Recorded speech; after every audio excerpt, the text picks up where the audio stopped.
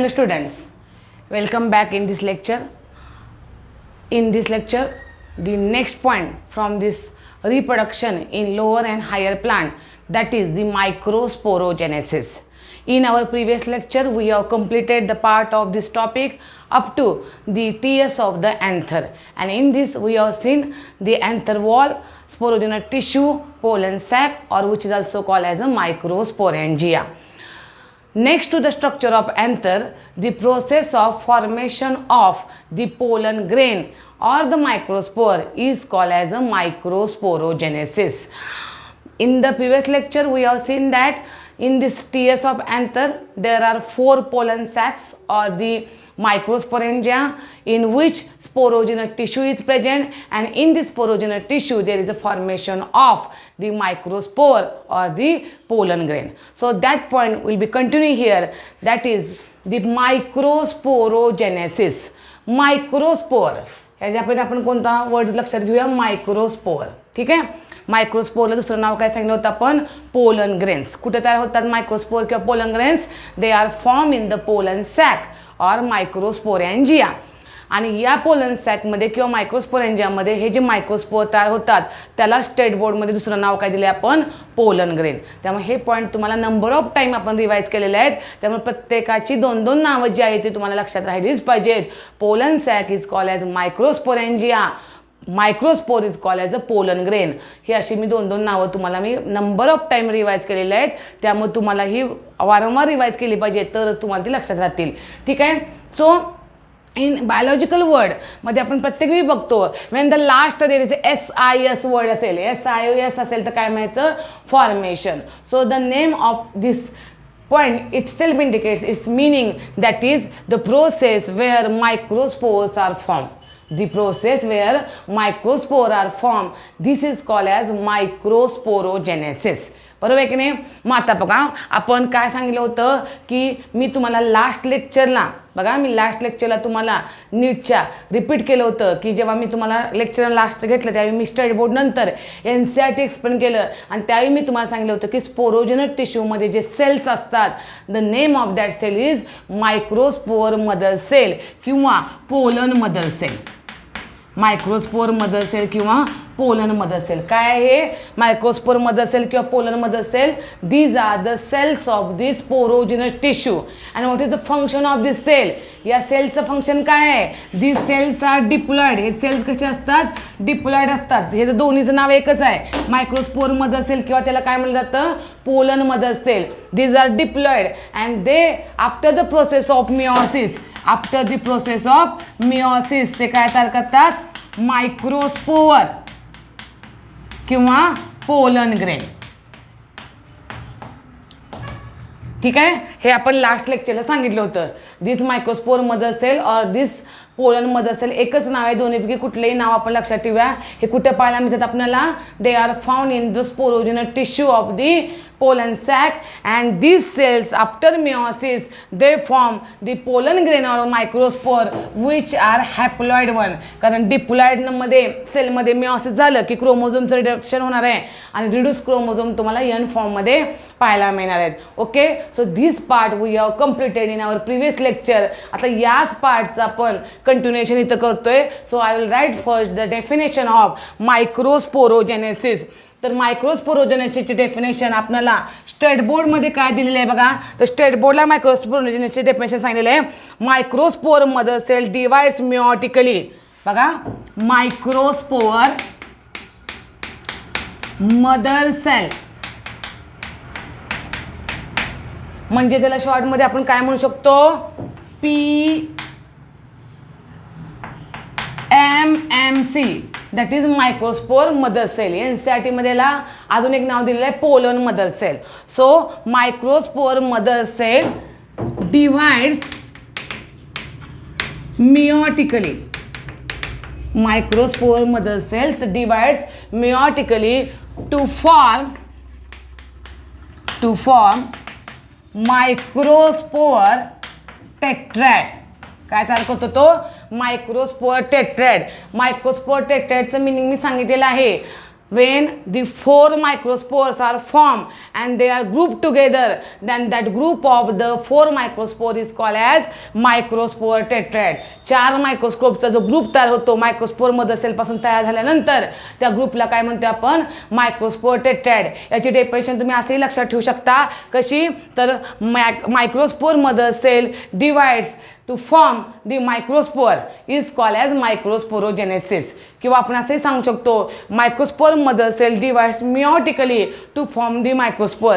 किंवा जी बोर्डवर डेफिनेशन लिहिलेली आहे आपण microspore mother cell divides meiotically to form the microspore tetrad. So this is the process of the microsporogenesis. So at the end in this process what you will get the microspore, and hence here the formation of microspore, that process is called as microsporogenesis because this SIS indicates the formation. आणि कशाचं formation इथं होतंय मायक्रोस्पोरचं. That's why the name is given microsporogenesis. त्यामुळे याला काय म्हणलेलं आहे मायक्रोस्पोरोजेनेसिस. ठीक आहे. मग आता आपण इथं काय बघतोय here we have seen how this microspore or pollen grains are form from this microspore mother cell of the pollen sack.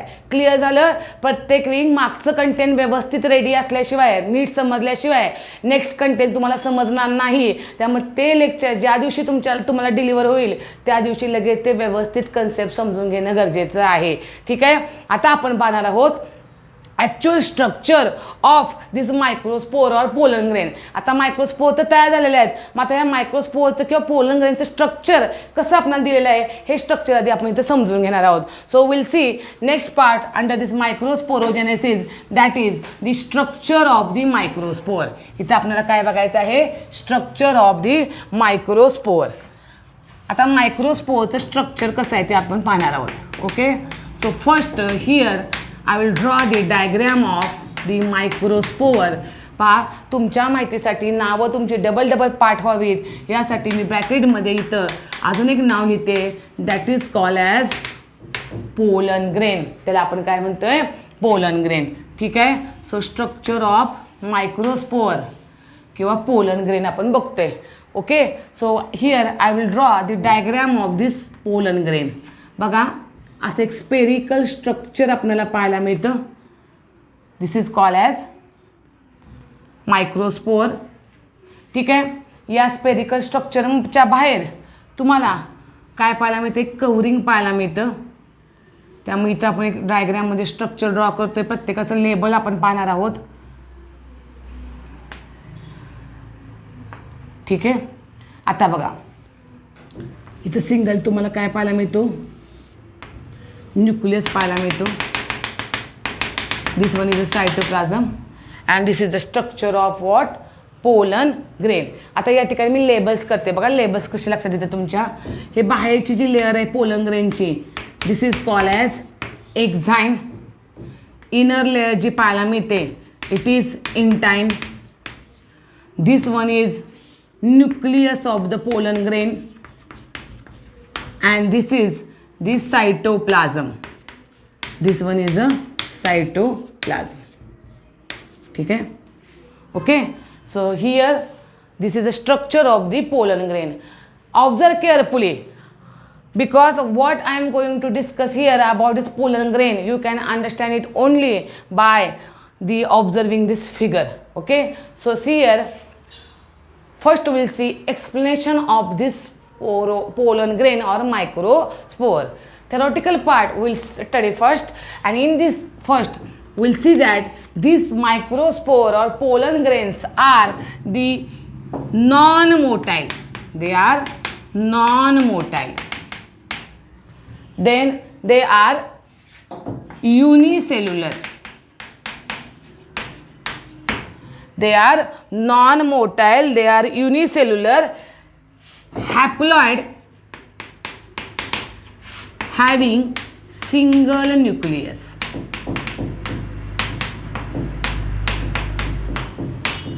See here, non-motile means they do not have a structure by which they can move from one place to another place because they are they do not have any locomotive organ, that's why they are non-motile. Unicellular means they are made up of from the only one cell, so unicellular. Then haploid means they have the haploid set of chromosome, single set of chromosome. When that's why we always denote it by the n number, and having the single nucleus. In figure you can observe that there is a single nucleus is present in this pollen grain. Okay, now next point, this pollen grain is surrounded by two wall layer. pollen grainच्या बाहेर तुम्हाला दोन layers पाहायला मिळतात, two wall layers पाहायला मिळतात. This wall layer 2 together called as a sporoderm, आणि त्यातली बाहेरची जी wall आहे that is called as a exine and inner one is called as entine. So next point is that this pollen grain is surrounded by two layers called sporoderm. Very important point, you have to remember that. What is sporoderm? Two wall layer which is present around this pollen grain are called as sporoderm. And in this, we'll continue the point. The outer layer which is thick called exine. Outer layer which is thick called exine, made up of sporopollenin.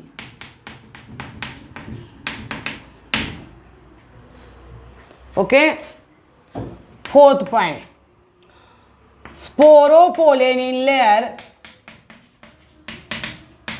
or sporopollenin is resistant to organic material. It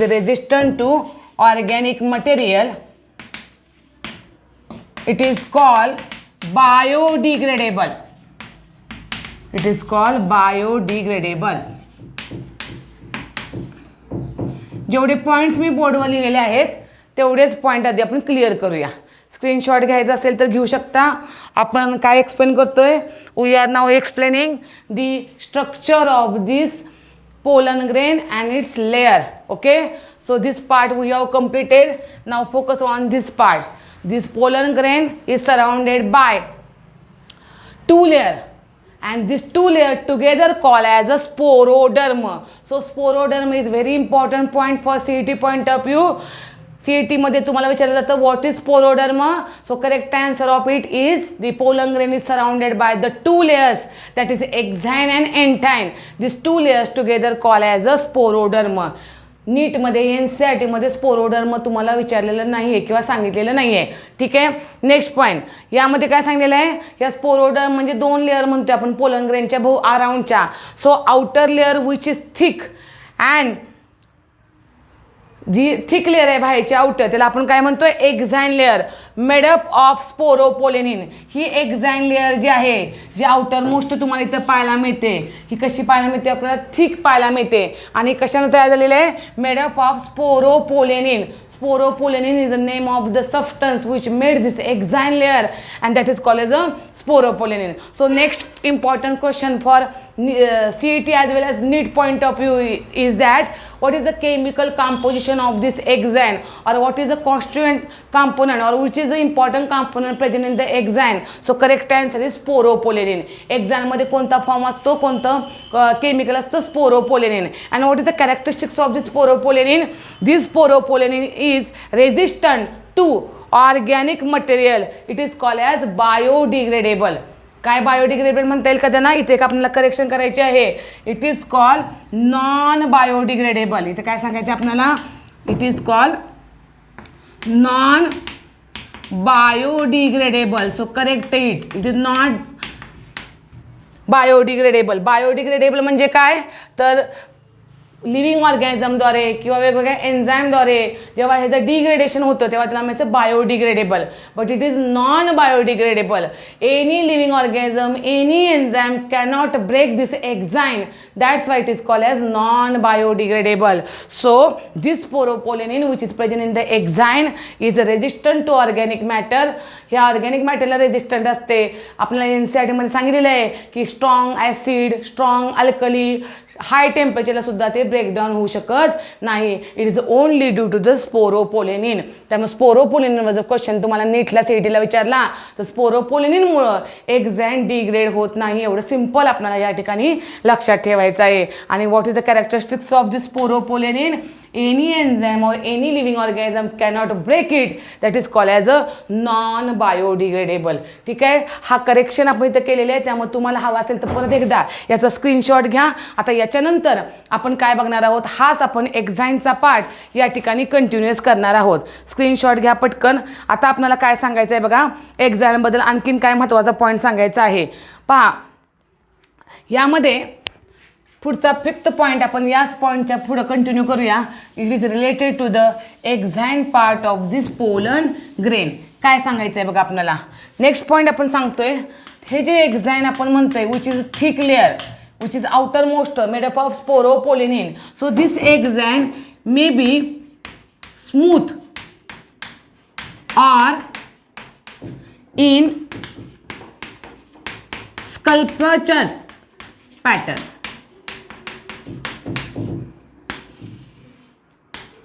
sculpture pattern म्हणजे काय? Sculpture हा शब्द लक्षात ठेवायचा आहे. May be smooth or sculpture pattern म्हणजे काय बघा, मी डायग्राम ड्रॉ करते इथं. मे बी तुम्हाला एक्झाईन असं काय पाहायला मिळेल? स्मूथ पाहायला मिळेल. ठीक आहे. म्हणजे स्मूथचं लेअर लक्षात येते तुमच्या. कुठलंही त्या ठिकाणी स्पायनी स्ट्रक्चर पाहायला मिळणार नाही. ठीक आहे. पण हेच एक्झाईन जर मी अशा पद्धतीनं ड्रॉ केलं, suppose here,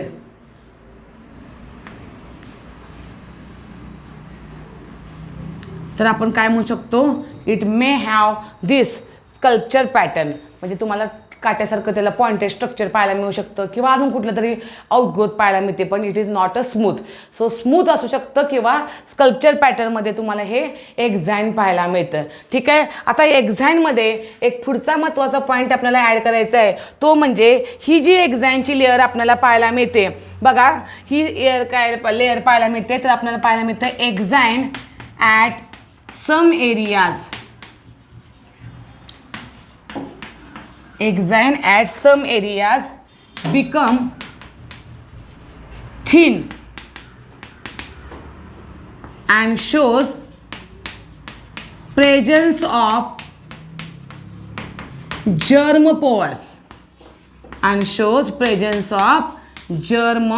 pores Okay. And what is the significance of this germ spore?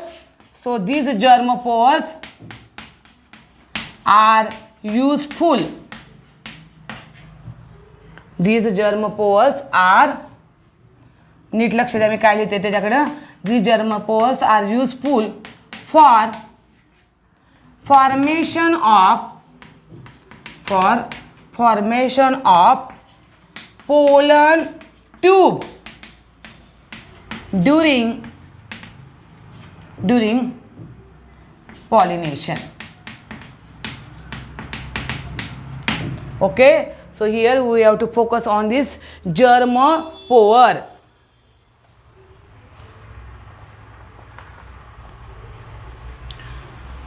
लगेच आपण एक पुढचा पार्ट कंटिन्यू करूया आणि सगळ्याचं एक्सप्रेशन पाहूया. इथं inner layer is called intine. Inner layer कुठली पाहायला मिळते आपल्याला? पोलन ग्रेनची इंटाइन. आणि इंटाइन कशाने तयार झाली असते? It is made up of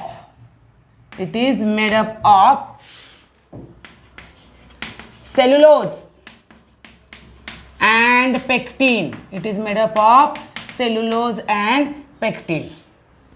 पहा बरं, ह्याचा स्क्रीनशॉट घ्यायचा असेल तर घ्या. मी तुम्हाला लाईन टू लाईन एक्सप्लेन करते. पहिले 4 पॉईंट आपण एक्सप्लेन केलेले आहेत. आता आपण एक्सप्लेन करतोय 5th, 6th, 7th आणि 8th point which is related to the next part of this pollen grain structure. काय काय सांगितलेलं आहे बघा आपण त्याच्यामध्ये. स्क्रीनशॉट घेतला आपण.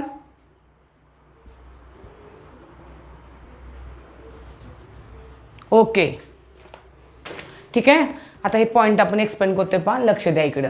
आपल्याला काय सांगितलेलं आहे बघा याच्यामध्ये, तर दिस एक्झाईन, आता मी एक्सप्लेन केलं पहिला point, may be in the form of smooth part or it may be in the sculpture pattern, म्हणजे स्पायनी स्ट्रक्चर तुम्हाला एक्झाईनचं पाहायला मिळू शकतं, किंवा एक्झाईनपासून काहीतरी वेगवेगळ्या आउटग्रोथ बाहेर पाहायला मिळतात, त्याला म्हणायचं sculpture pattern.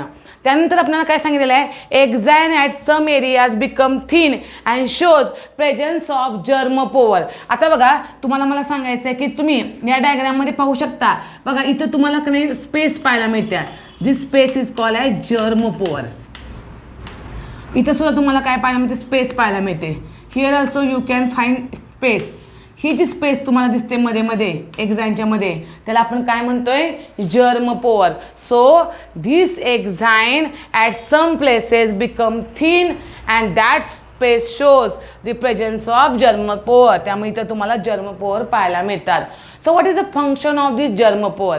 Why they are developed on the structure of this exine? So these germ pores which are useful for formation of pollen tube during the pollination process or during the germination of the pollen grain. आता याच टॉपिकमध्ये आपण पुढे शिकणार आहे की when this pollen grain get deposited, listen carefully, when this pollen grain get deposited on the stigma of the flower, at that time this pollen grain form a tube. That tube is called as pollen tube. Pollen grain जेव्हा स्टिग्मावर deposit होतात in the process of which pollination, पॉलिनेशनमध्ये जेव्हा pollen grain स्टिग्मावर deposit होतात तेव्हा हे pollen grain एक ट्यूब सारखं स्ट्रक्चर तयार करतात. That is called as pollen tube. आणि ही पोलन ट्यूब ॲक्च्युली कोण तयार करतं, तर इंटाईन लेअर तयार करतं पोलन ग्रेनची. पण इंटाईन लेअर तयार केलेली पोलन ट्यूब व्यवस्थित बाहेर आणण्यासाठी मदत करण्याचं काम कोण करते, germ pore. So germ pore are responsible for formation of this pollen tube. हा पॉईंट आपल्याला लक्षात ठेवला पाहिजे. आणि लास्ट पॉईंट काय सांगायचं आहे बघा, inner layer of this pollen grain is intine. Inner layer काय म्हणतो आपण, इथं लेबल केलेलं आहे इंटाईन. आणि ही इनर लेअर कशी पाहायला मिळते, it is thin as compared to the exine. And what is the chemical composition of intine? Intine is made up of two main components, cellulose and pectin. So here we have completed the structure of the pollen grain or the microspore. From this, which part is important? You have to draw this diagram when structure of the pollen grain is asked for question. And see here, the correct explanation of this diagram is that, or for CET NEET point of view, you have to remember that pollen grain is surrounded by outer exine which is thick due to the sporopollenin present in it, and this sporopollenin is resistant to the organic matter. It is non-biodegradable, while intine is a smooth continuous layer which is made up of cellulose and pectin. In the exine, germopores are found. These germopores are useful for the formation of pollen tube during the pollination process. So here we have completed this part of our textbook, that is the structure of this pollen grain. Now next part of this microspore is that development of the male gametophyte. आता बघा याचा पुढचा part आपण बघणार आहे. We have seen the structure of the microspore. आता आपल्याला काय बघायचं आहे, how from this microspore male gametophyte get develop. आता या ठिकाणी आपल्याला पाहायचं आहे की how pollen grain form the male gametophyte. त्यामुळे बऱ्याच वेळा असं म्हणलं जातं बघा की microspore or pollen grain is a first cell of male gametophyte. So next point under this microsporogenesis, and that is development of male gametophyte. Development of male gametophyte. Okay, so listen. आता आपल्याला काय बघायचं आहे बघा या पॉईंटमध्ये, दिसते का बघा सगळ्यांना, डेव्हलपमेंट ऑफ मेल गॅमेटोफाइट. ठीक आहे. आता यामध्ये काय बघायचं आहे आपल्याला, डेव्हलपमेंट ऑफ मेल गॅमेटोफाइटमध्ये इथं आपल्याला काही डायग्रॅम्स ड्रॉ करायचे आहेत. पहा मेल गॅमेटोफाइटमध्ये आपल्याला काय करायचे आहेत, काही डायग्रॅम्स ड्रॉ करायचे आहेत. आधी आपण या डायग्रॅम्स काढूया आणि मग डेव्हलपमेंट ऑफ मेल गॅमेटोफाइटचं मी तुम्हाला एक्सप्लेन करते. सो पहा आता इथं बोर्डवर तुम्हाला डायग्रॅम दिसते की नाही, development of male gametophyte. Just now we have completed the structure of microspore or the pollen grain. Okay, and now we will study how this pollen grain form the male gametophyte. So this last figure that you can observe here, this is of the male gametophyte. He figure कशाची आहे? Male gametophyte. Okay, so we'll discuss now what is mean by the or how this male gametophyte is formed. So see here, we'll label this figure. This is a figure, sequential changes are there. So A, B, C, D, E and F, such a overall 6 figures are there. तुम्हाला बोर्डला जर question विचारला 4 मार्क्सला, explain the development of male gametophyte, तर तुम्हाला ह्या diagram आणि याचं expression इथं सांगायचं आहे. पहा सगळ्यांनी डायग्रॅम अजिबात अवघड नाहीत. ज्याचं पहिल्यापासून लक्ष आहे, ज्याने व्यवस्थित पहिल्यापासून सगळं पार्ट रीड केलेलं आहे, त्याला लक्षात येईल की या डायग्रॅम्स खूप इझी आहेत. एका डायग्रॅममध्ये थोडंफार मॉडिफिकेशन करून त्याच्या पुढची डायग्रॅम इथं ड्रॉ केलेली आपल्याला पाहायला मिळते. So listen carefully this part, that is development of male gametophyte. So microspore or the pollen grain. So this is a figure of microspore. आत्ताच आपण मायक्रोस्पोरचं स्ट्रक्चर पाहिलं. This is a microspore or pollen grain is a first cell which form the male gametophyte. म्हणजे हा जो काही लास्टची figure आहे, या लास्टच्या फिगरला मी नाव काय दिलेलं आहे? We have given the name here, that is male gametophyte. याला नाव काय दिले आपण? Male gametophyte. So this is the structure of male gametophyte, and this male gametophyte develop from this microspore. So microspore or the pollen grain is the first cell for the development of this male gametophyte. So first statement is very important. Male gametophyte कुणापासून तयार होतोय? Microspore किंवा pollen grain पासून. ठीक आहे. Now next point, observe दिस figure. ह्या microspore किंवा pollen ग्रेनच्या स्ट्रक्चरमध्ये तुम्हाला काय पाहायला मिळतं? डिव्हिजन झालेली पाहायला मिळते. सो फर्स्ट मायटॉटिक डिव्हिजन पाहायला मिळते. In this microspore or pollen grain first mitotic division occur. आणि या पहिल्या मायटॉटिक डिव्हिजनमुळं या मायक्रोस्पोरमध्ये तुम्हाला 2 सेल्स तयार झालेले पाहायला मिळतात. Observe carefully. हा लार्ज जो सेल आहे, the name is given as vegetative cell and the small cell is called as generative cell. So in a microspore by the first mitotic division, large cell vegetative cell is found and small cell is called as a generative cell. Here we will discuss the characteristics of this vegetative cell and generative cell. Vegetative cell काय असतो? It is a big one. It has irregular shape nucleus. It has food reserve. बघा मी काय काय सांगितलं. Vegetative cell is a big one, irregular, specific shape नसणारा nucleus पाहायला मिळतो. And it has a reserve food material. त्याच्यामध्ये काही प्रमाणात फूड स्टोअर केलेलं पाहायला मिळतं. आणि it is a thick part of the microspore. While this generative cell are thin one, smaller one, and it float always in the vegetative cell. Generative cell small आहे, thin आहे. आणि generative cell तुम्हाला नेहमी कुणाच्या सायटोप्लाझममध्ये float झालेला पाहायला मिळतो? Vegetative सेलच्या. त्यामुळे थर्ड डायग्राममध्ये तुम्ही ऑब्झर्व करू शकता, the generative cell float in the cytoplasm of this vegetative cell. So मायक्रोस्पोरच्या फर्स्ट मायटॉटिक डिव्हिजनचे रिझल्ट काय आहेत? हे 2 सेल आहेत. सो पहिला क्वेश्चन नीट आणि CET पॉईंट ऑफ व्ह्यू तुम्हाला विचारला जातो, what are the products of first mitotic division of the microspore. So 2 products are found or 2 cells are found by first mitotic division of the pollen grain, and these are vegetative cell and the generative cell. कोणते 2 sale तयार झाले? Vegetative आणि generative. ठीक आहे. Next point. आता बघा third फिगरमध्ये आपल्याला काय दाखवले? अजून एक लेबल दाखवलं आहे, जर्मपोर. आत्ताच आपण डिस्कस केलं की मायक्रोस्पोरचा जो एरिया थिन आहे त्या एरियामध्ये तुम्हाला काय पाहायला मिळतात? तर जर्मपोर पाहायला मिळतात. आणि हे जर्मपोर कशासाठी महत्त्वाचे आहेत? For the formation of the pollen tube. So this are the name of the germ pore. ह्या तिन्ही फिगर तुमच्या लक्षात आल्या? पहिल्या फिगरमध्ये मायक्रोस्पोरचं स्ट्रक्चर दाखवले. पहिल्या 3 फिगर आपण डिस्कस करतोय. सेकंड फिगरमध्ये 2 सेल दाखवलेत, व्हेजिटेटिव्ह सेल आणि जनरेटिव्ह सेल. थर्ड फिगरमध्ये तुम्हाला जर्मपोर दाखवलेले आहेत. आता बघा फोर्थ फिगर ऑब्झर्व करा. ह्या फोर्थ फिगरमध्ये तुम्हाला काय दिसतंय तर हा जो जनरेटिव्ह सेल दिसतोय आपल्याला, this is a generative cell. हा जनरेटिव्ह सेल तुम्हाला डिवाइड झालेला पाहायला मिळतो. It start in the process of division. So this is a generative cell. आणि हा जनरेटिव्ह सेल तुम्हाला थोडासा एनलार्ज झालेला पाहायला मिळतोय की नाही. हा असा तुम्हाला काय पाहायला मिळतो, इलॉंगेट झालेला पाहायला मिळतो. When any cell get elongate then definitely it is going in the process of division. त्यामुळे इथं तुम्हाला जे डिव्हिजन पाहायला मिळते. आणि इथं या पुढच्या फिगरमध्ये या जनरेटिव्ह सेलची सेकंड मायटोटिक डिव्हिजन पाहायला मिळते. आणि या ठिकाणी तुम्हाला नवीन 2 सेल तयार झालेले पाहायला मिळतात. Those are called as male gamete. बघा पहिली मायटोटिक डिव्हिजन मायक्रोस्पोरमध्ये तयार झाली की काय होणार आहे, व्हेजिटेटिव्ह सेल आणि जनरेटिव्ह सेल मिळाले.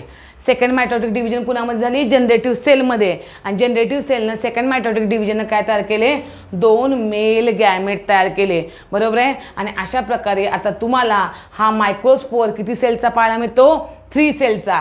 एक व्हेजिटेटिव्ह सेलचा न्यूक्लियस किंवा व्हेजिटेटिव्ह सेल आणि दुसरे 2 काय पाहायला मिळतं, मेल गॅमेट. सो या ठिकाणी 3 न्यूक्लिएटेड स्ट्रक्चर आपल्याला पाहायला मिळतं.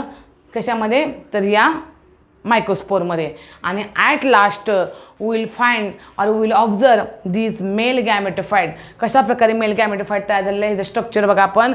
बघा हा आतला लेअर काय आहे, एंटाईन. ह्या एंटाईन लेअरनं एक ट्यूब तयार केलेली आहे. दिसते ना तुम्हाला सगळ्यांना. या ट्यूबला काय म्हणायचं, पोलन ट्यूब. केअरफुली ऑब्झर्व करा. एंटाईननं काय तयार केलेलं आहे, पोलन ट्यूब तयार केलेली आहे. बरोबर आहे. ही बाहेरची काय आहे, एक्झाईन लेअर आहे. या पोलन ट्यूबमध्ये तुम्हाला काय काय पाहायला मिळतं, 2 मेल गॅमेट तयार झालेले पाहायला मिळतात. की हे मेल गॅमेट कुणी तयार केलेले आहेत, जनरेटिव्ह सेलनं. आणि एनला तुम्हाला ट्यूब न्यूक्लियस पाहायला मिळतो. Tube nucleus is nothing but the nucleus of the vegetative cell. Tube nucleus is nothing but the nucleus of vegetative cell. But later on this tube nucleus get disintegrate. Tube nucleus नंतर काय होतो, नष्ट होतो, destroy होतो. आणि फक्त 2 male gametes तुम्हाला पाहायला मिळतात. तर या ओव्हरऑल डायग्रामवरून काही क्वेश्चन्स क्रिएट होतात, ते आता आपण डिस्कस करूया. पहिला क्वेश्चन मी तुम्हाला सांगितला किंवा विचारला की how many mitotic division takes place in the structure of microspore. तर आपला आन्सर असणार आहे 2 mitotic division takes place. Where the first mitotic division takes place, or what is the products of the first mitotic division? First mitotic division takes place in this pollen grain or microspore, and due to which 2 cells are formed. One is called as vegetative cell and other one is called as a generative cell. So first mitotic division ना तुम्हाला हे vegetative cell आणि generative cell मिळालेले पाहायला मिळतात. Clear. त्यानंतर आपल्याला question विचारला जातो, what is where the second mitotic division takes place and what are the products of the second mitotic division. Second mitotic division कुठं पाहायला मिळते तुम्हाला, it takes place in the generative cell. Generative सेलमध्ये पाहायला मिळते. आणि what are the products of this second mitotic division, generative cell form the 2 male gamete. Generative cell काय करतात, 2 मेल गॅमेट तयार करतात. So this is a important question for need point of view. त्यानंतर आपल्याला विचारलं की appearance of this vegetative cell and generative cell. The vegetative cells are larger in size, having irregular shaped nucleus, and they have the abundant cytoplasm. In that cytoplasm there is a store food or reserve food. While generative cells are thin and it always float into the cytoplasm of this vegetative cell. Clear? त्यानंतर आपण काय सांगितलं, ह्या तिन्ही डायग्राममध्ये खाली दाखवलेलं आहे जनरेटिव्ह सेलचं डिव्हिजन होऊन 2 मेल गॅमेट आपल्याला तयार झालेले पाहायला मिळतात. आणि लास्ट फिगरमध्ये तुम्हाला पोलन ट्यूब तयार झालेली पाहायला मिळते. पोलन ट्यूब कोण तयार करतं, intine layer of the microspore. या पोलन ट्यूबमध्ये हे 2 मेल गॅमेट आणि व्हेजिटेटिव्ह सेलचा न्यूक्लियस पाहायला मिळतो. That is called as a tube nucleus which later on disintegrate. Now last statement of this figure that I am going to discuss here, that is most of the plant. बघा most of प्लांट्समध्ये तुम्हाला काय पाहायला मिळतं, ही जी first mitotic division पाहायला मिळते ही पोलन ग्रेनच्या आतमध्ये पाहायला मिळते. पोलन ग्रेनच्या आतमध्ये म्हणजे जेव्हा हे पोलन ग्रेन्स मायक्रोस्पोर एन्झाईममध्ये किंवा पोलन सॅकमध्ये असतात, तेव्हा पोलन सॅकमध्ये असताना ह्या मायक्रोस्पोरच्या आतमध्ये तुम्हाला हे व्हेजिटेटिव्ह आणि कुठले सेल तयार झालेले पाहायला मिळतात, जनरेटिव्ह सेल तयार झालेले पाहायला मिळतात. आणि असं म्हटलं जातं बघा की बऱ्याच वेळा जेव्हा पोलन ग्रेन स्टिग्मावर डिपॉझिट होतात, अँथरमधून बाहेर येतात आणि स्टिग्मावर डिपॉझिट होतात, त्यावेळी ते या कंडिशनमध्ये असतात, 2 सेल स्टेजमध्ये. So in majority of the plant when pollen grain remove or move from the anther to the stigma, at that stage they are in a 2 cell stage आणि ती 2 सेल स्टेज म्हणजे कुठली व्हेजिटेटिव्ह आणि generative sale तयार झाले की हा pollen grain कुठं मायग्रेट होतो, कुठं ट्रान्सफर होतो, स्टिग्मावर. पण काही प्लांटमध्ये, व्हेरी फ्यू प्लांटमध्ये काय होतं तर हे जे व्हेजिटेटिव्ह आणि जनरेटिव्ह सेल तयार झाले की लगेच जनरेटिव्ह सेलपासून तिथं काय तयार होतात, 2 मेल गॅमेट तयार होतात आणि अशा स्टेजचा पोलन ग्रेन स्टिग्मावर डिपॉझिट होतो. काही कमी क्वांटिटीमध्ये, काही फ्यू प्लांट्समध्ये काय होतं 3 सेल पोलन ग्रेन स्टिग्मावर डिपॉझिट होतो. पण मेजॉरिटी ऑफ प्लांटमध्ये हा 2 सेलचा पोलन ग्रेन काय होतो, स्टिग्मावर डिपॉझिट होतो. कळलं? मग कधी कधी काय होतं, हे पोलन ग्रेन जेव्हा पोलन सॅकमध्ये असतात तेव्हाच तुम्हाला जनरेटिव्ह सेलपासून हे 2 मेल गॅमेट तयार झालेले पाहायला मिळतात. किंवा काही वेळा काय होतं, हा 2 सेल्ड पोलन ग्रेन जेव्हा स्टिग्मावर डिपॉझिट होतो त्यानंतर तुम्हाला स्टिग्मावर काय पाहायला मिळतं, जनरेटिव्ह सेलची डिव्हिजन होऊन मेल गॅमेट तयार झालेला पाहायला मिळतो. मला वाटतं एवढा पार्ट तुमच्या सगळ्या लक्षात आला असेल. आता प्रश्न काय राहिला, ह्याचा थेरॉटिकल पार्ट. तर थेरॉटिकल पार्ट मी पूर्ण या लेक्चरमध्ये एक्सप्लेन केलेला आहे, तो आपण सेपरेट लिहून देणार नाही. आपण सांगितलेलं आहे की this is the development of male gametophyte. Microspore is the first cell which form the male gametophyte. In this microspore, 2 mitotic division takes place. First mitotic division shows vegetative cell and generative cell. Second mitotic division shows the male gamete. तर हा सगळा content तुम्हाला या टायटलच्या under जसा टेक्स्टबुकमध्ये आहे तसं आपल्याला काय करायचं आहे, याचा लिहून काढायचा आहे. हवा तर स्क्रीनशॉट घ्या. हे डायग्राम्स तुम्हाला कशाला आहेत तर ह्या डायग्राम्स तुम्हाला टेक्स्टबुकमध्ये दिलेले आहेत. याच्या अंडर जो कंटेंट आहे मेल गॅमेटोफाइटचा तो असाच्या असा आपल्याला लिहून काढायचा आहे. तुमच्याजवळ सगळ्यांच्याजवळ बुकचं PDF आहे. ठीक आहे. हे याच्या अंडर ज्या लाईन दिलेल्या आहेत, जे मी आता तुम्हाला एक्सप्लेन केले आहेत त्या ॲज इट इज लिहून काढा. हा सगळा कंटेंट आपण टेक्स्टबुकमधला स्टेट बोर्डचा शिकवलेला आहे. नेक्स्ट लेक्चरला मी काय करणार आहे, जो ॲडिशनल पार्ट NCERTमध्ये दिलेला आहे मेल गॅमेटोफाइट डेव्हलपमेंटचा, तो आपण स्टडी करणार आहोत. So here will stop this lecture. Next पार्टला पण नेक्स्ट पॉईंट कंटिन्यू करू.